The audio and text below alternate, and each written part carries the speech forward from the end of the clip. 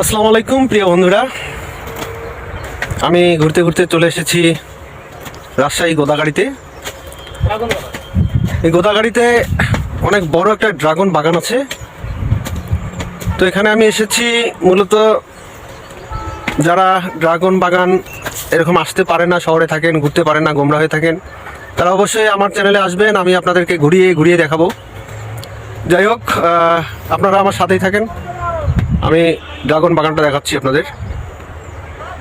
কত যে তোমাকে বেসেছি ভালো, এ কথা তুমি যদি জানতে, এই হৃদয়ে চিরে যদি দেখানো যেত, হৃদয়ে চিরে যদি দেখা।